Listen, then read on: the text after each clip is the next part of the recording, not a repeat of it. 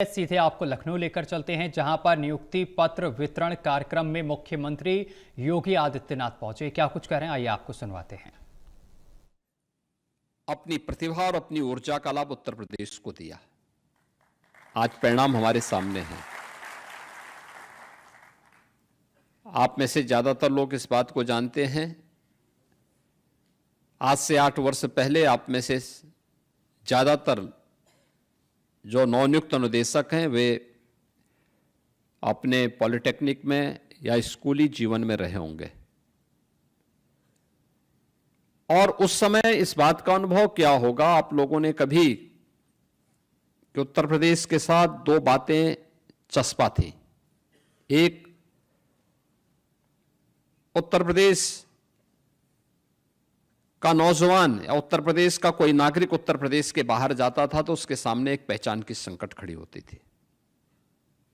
लोग हे दिस से देखते थे। परिणाम था उत्तर प्रदेश के नागरिकों के मन में एक हीन भावना पैदा होती थी।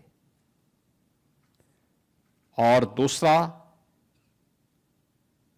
हमारे ऊपर एक लेवल लगा दिया गया था कि ये बीमारू राज्य है, यानी देश के विकास का बैरियर है। इतना बड़ा राज्य, इतना संसाधनों से भरपूर राज्य, प्रकृति की और परमात्मा की असीम कृपा वाला राज्य, जिस राज्य में बार बार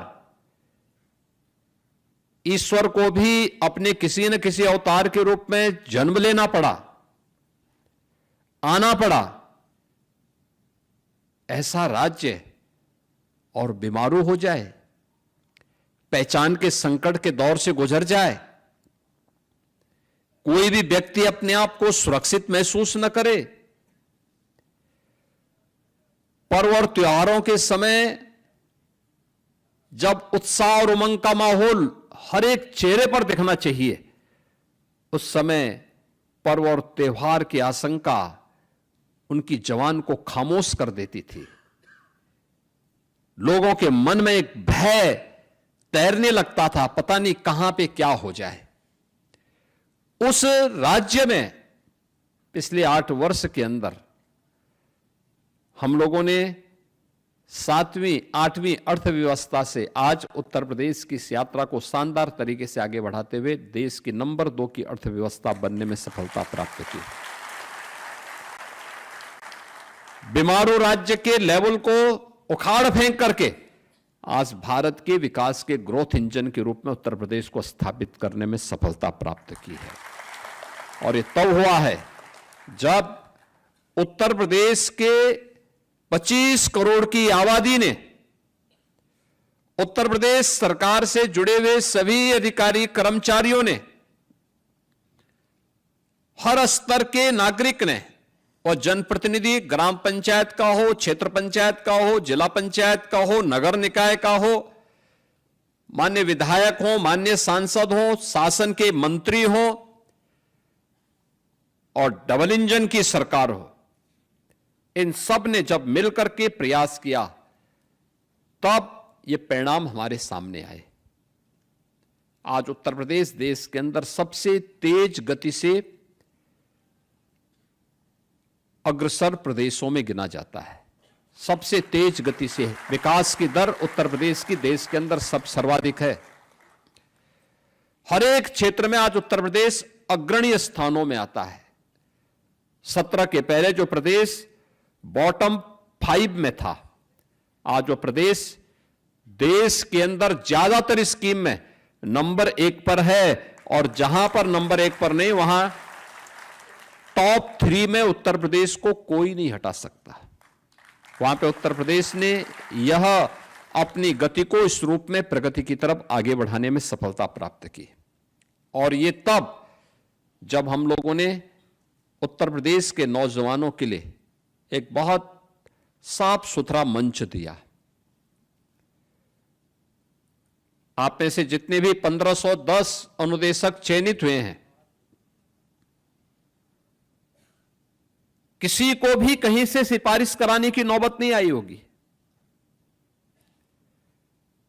किसी को पता ही भी नहीं रहा होगा कि उसका चयन होगा नहीं होगा। जिसने तैयारी की होगी उसका चयन हुआ है, जिसने नहीं की होगी तैयारी करेगा, फिर आने वाले समय में होगा। एक विश्वास मन में होना चाहिए, और ऐसा नहीं कि अब उत्तर प्रदेश के अंदर केवल सरकारी नौकरी के भरोसे ही लोग काम करें। अब तो नौकरियों की एक पूरी बौछार हो रही है। प्रदेश के अंदर कानून व्यवस्था का जो माहौल पैदा किया गया, सुरक्षा का एक बेहतरीन माहौल पैदा किया, दंगा मुक्त, गुंडागिर्दी से मुक्त, माफिया मुक्त राज्य की अवधारणा ने उत्तर प्रदेश में बड़े बड़े निवेश को आमंत्रित किया। और इसका सर्वाधिक लाभ अगर किसी को प्राप्त हुआ है तो व्यावसायिक शिक्षा, कौशल विकास और उद्यमिता से जुड़े हुए नौजवानों को हुआ है। पिछले 8 वर्ष में 60 लाख से अधिक ऐसे लोगों को उत्तर प्रदेश के अंदर नौकरी मिली है, जिसमें से 14 लाख नौजवान वे हैं जिन्होंने उत्तर प्रदेश कौशल विकास मिशन के माध्यम से ट्रेनिंग ली और किसी न किसी उद्योग और उद्यम में वह आज समायोजित हुआ है। अभी पिछले दिनों मुझे व्यावसायिक शिक्षा कौशल विकास के इस कार्यक्रम के साथ लखनऊ में ही एक कार्यक्रम के साथ जुड़ने का अवसर प्राप्त हुआ था, और मैं उस दिन देख रहा था जिन नौजवानों का चयन हुआ था वहां, वे नौजवान वो थे जो,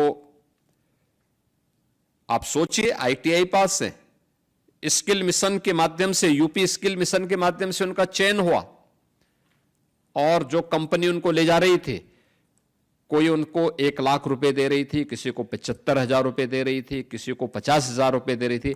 35,000 से कम तो किसी भी नौजवान का नहीं था। आप मुझे बताओ, आज से 8 साल पहले कोई कल्पना करता था? 8 साल पहले तो कोई उद्योग भी नहीं लगाता था यहां पे।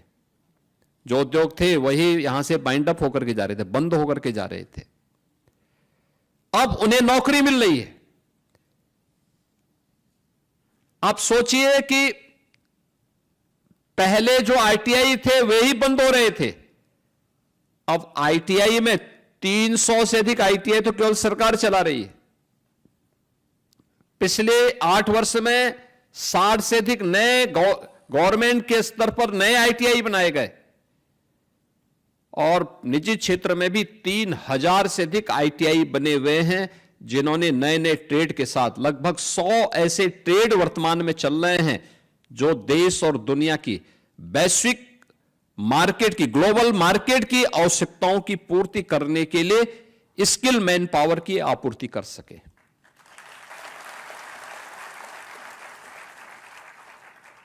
अगर हमारे यहां इलेक्ट्रीशियन और प्लम्बरिंग का